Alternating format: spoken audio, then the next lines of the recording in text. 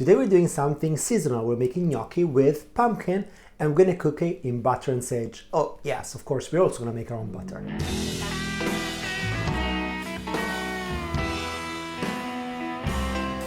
We are in autumn, and in autumn we get pumpkin. In an effort to eat more seasonal food and be more environmentally friendly, let's do a recipe that really shouts out to this fantastic season. For the ingredients, we're gonna have potatoes, Delica pumpkin, double of flour and an egg, and then we're gonna create our own butter with double cream.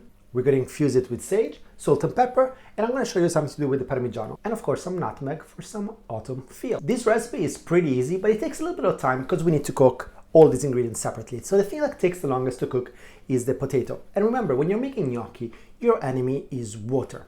The gnocchi needs to be dry, so all the ingredients we're gonna be using have been chosen for being very starchy with a low water content. So for the potatoes, you can cook them in two ways. Either whole, which is what we're gonna do today, cold water, and into the stove. This will take about 30 to 40 minutes and they need to be cooked through. So you have to put a fork right into it. You don't have to overcook it because then what happens is that the water starts going into the potato and then we're back with the same problem we were discussing before of having too much water. The other option of cooking the potatoes is actually in the oven. So you take them, you wrap them up with aluminum paper and in the oven, because that will also dry them up and avoid that water seeping through, which we don't want. The one way that you never have to do is peeling them and chopping them, because that will guarantee that you're gonna have watery gnocchi and it's just gonna be disgusting. The next ingredient is the pumpkin. We're gonna use this pumpkin. This is called Delica, and it's a pumpkin that comes from Japan, even though now in Europe and in Italy especially, we cultivate a lot of it. And what's amazing about the Delica is that it's very starchy and has a very low water content. So you can use it for making gnocchi. It's amazing to just cook in the oven. And if you've seen some of my previous videos, I love to fry this. Delica chips are amazing. So for the gnocchi, we're gonna need less than half. Sharp knife, and we cut through. Careful the fingers. Ooh.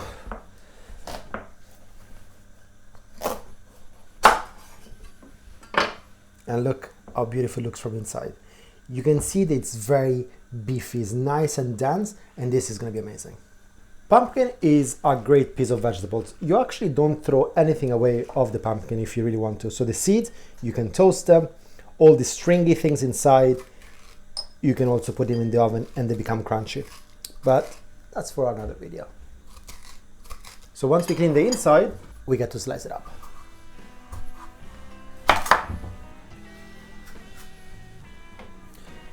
Try to do the slices relatively thin so that it cooks a little bit quicker.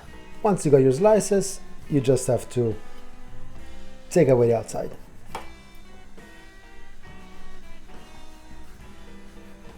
Once we cut all of it, in the oven, this is going to take about 15-20 minutes at 200 centigrade static setting. No need for olive oil, no need for salt and pepper, just in the oven. And there's nothing better than making your own butter. And it's actually quite easy, because all you need is heavy cream. So heavy cream in a mixer. Ooh. All the way in. Ooh. Tastes so good. We close this and we mix.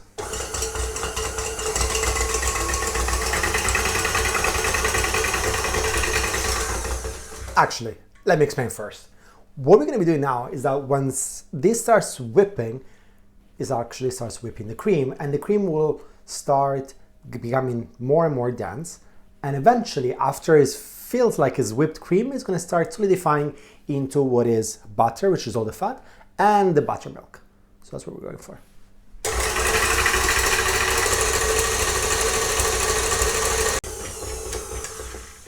So now it looks like it's some sort of dense whipped cream, and we carry on.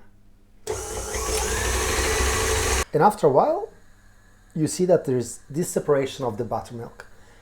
And this is when you start making an absolute mess of your kitchen, but carry on. And after a few minutes, you've got this separation.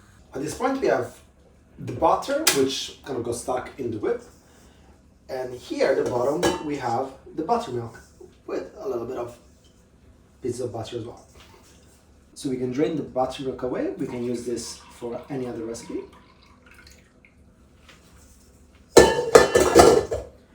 And as you can see here, it's still a little bit moist. So if you squeeze, more buttermilk will come out. In fact, what you want to try to do is to eliminate all the buttermilk so the butter can actually stay in your fridge for longer. So the easiest way of doing that is to rinse with cold water. Better still if you got icy water, but I realized I don't have any ice. So water goes in, and you'll see that this water will still be cloudy. So we're going to do this a few times. Of course, if you've got a splash guard that are cold, it's much better. I don't, so I'm splashing everywhere. So the water is still cloudy, so we're just going to give it one more rinse. Some more cold water, and we'll let this go for one more time. And once the water is fairly clear, then we're in a good place. Depending on how you want to shape your butter, usually cling film is the best way if you want to go for one of those classic sausage look. At this stage, you want to still try to reduce all the water that it's in here. If you've got a cheesecloth, that's perfect. You put everything in, you squeeze it. But you don't have to have a cheesecloth. You need to have clean hands.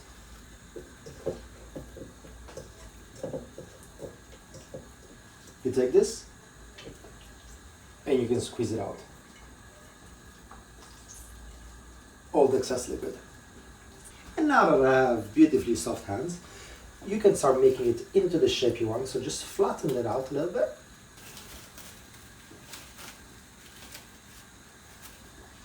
We can roll it into a little sausage. Oh, and by the way, I forgot. In our case, we're just keeping it plain butter. We're going to infuse it later when we cook with the sage. But if you want to make it with rosemary, with garlic, with any other flavor you want, this is the time. Well, not this, but like 2 minutes ago was the time to do it. Once you squeeze out all the excess water, you mix in whatever you want it, and then you roll it. So now we need to tighten this out. Nice and tight, because you want it to be compressed in the fridge. Here's our butter, and now we're gonna put it in the fridge until it gets hard. In about 40 minutes, you can put the fork right through, so these are cooked and boiling hot. And have a look. See, the skin has remained intact, because the problem is that if you break the skin by having too strong of a rolling boil, again, water goes in, and that's bad. So when they're still hot, without burning yourself, take a knife and we peel it. Okay, I'm burning myself, it's not working out. But try to do this quickly as possible. Okay, we're all done. So we can throw this away. Neat little trick to remain tidy. At the same time, these are also ready. So what we do now is that we make the gnocchi. So we have our 00 flour. Make a little bit of space in the middle. We use one of these potato rinsers, they're called, I think. Put a potato in.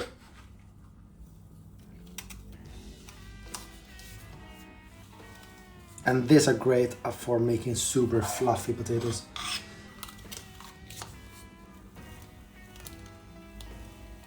Similar thing, we put in our pumpkin and we just squash it in.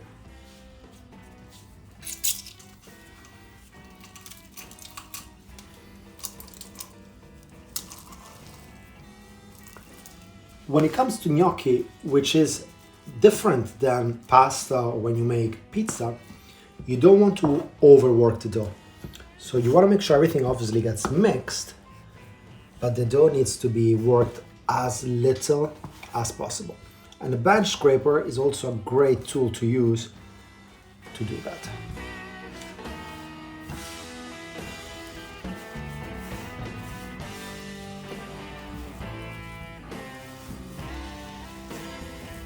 After you worked it for just a bit, throw in the egg. 1 little pinch of salt, not too much because we're going to salt the water when we cook it. Pepper. And in the spirit of autumn, a little bit of nutmeg.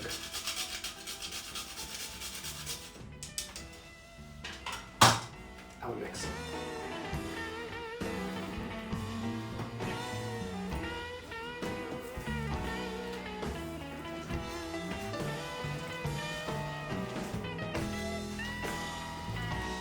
And once it looks homogeneous and smooth, that means we're done. We're gonna let it rest for 10 minutes and then we're gonna make our gnocchi.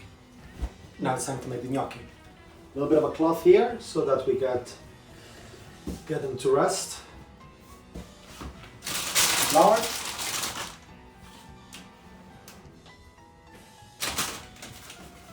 I'll move this aside.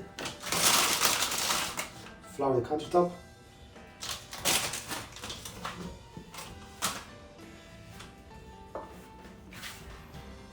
And when it comes to gnocchi, you can make them a lot of different sizes. So you do whatever you like. I quite fancy the smaller ones. So that's what we're gonna do today. So what you're going for is a really long, snake-like dough. The thickness that you like. Then these things are great again.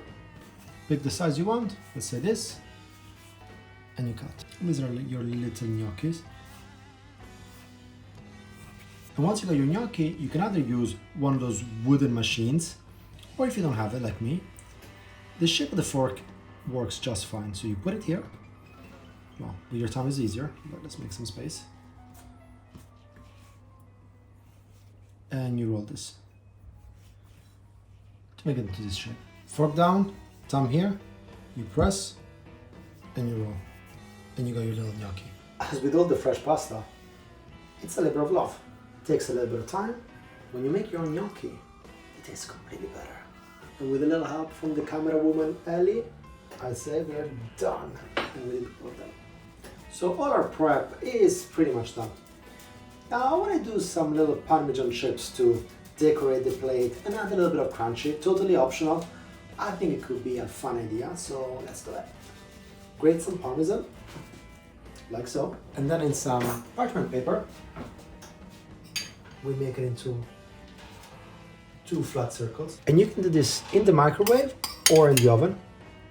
Microwave, of course, is a little bit quicker, but I know that some of you don't like using the microwave, so let's make it in the oven today. And this is gonna take no time at all. We just put it in, and it's gonna melt, and it's gonna become crispy. And it's time to start infusing our butter. So this has been in the fridge for about half an hour now. Obviously, could have used a little bit more time. And here we have our little butter. So we'll just cut a couple of knobs. Actually, let's make it super buttery. And we put this in our wok. And whenever you cook with butter, always add a little bit of extra virgin olive oil. This is because butter tends to burn. And by adding olive oil, you prevent the butter from burning. Super low heat, and we break inside quite a bit of our sage. Keep the heating low, and this will allow the butter to flavor up with these wonderful leaves of sage. The Parmesan has melted and hardened. Now we take it out and we'll let it cool down. And when it cools, it's going to be a lot easier to remove. And once they harden, they just come out. There you go. Salt in the water. And in go the gnocchi. Once they're in, we give it a move. And with the gnocchi, it's really easy to know when they're cooked because they float out. So when they float, we'll just transfer them to this other pan. As they come out, you take them and you fish them. So you're literally just taking the ones that get cooked and you leave the rest. Yeah, but they're all coming up now. As always, don't bother too much about draining because some of this water, we need it and it's gonna emulsify and make wonderful cream. And this is where the magic happens. At this point, we're going to increase the heat of the fire.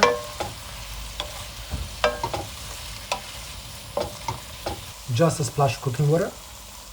Let's just give it a quick taste. Make sure everything is as it should be. Oh, amazing. It needs a touch of salt So we can correct it now.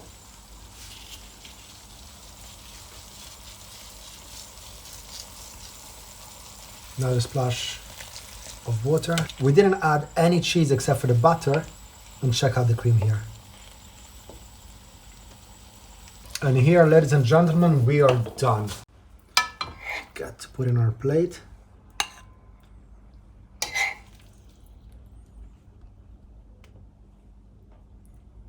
Isn't this gorgeous? Now we can break this. I'll put one here. And the other one we can put here. This is smelling amazing. Oh! Oh, it's great texture of the gnocchi, which is nice and hard, full of flavor. The butter is amazing. Let's try this as well. Oh. Trust me when I tell you, you gotta do this. Buon appetito.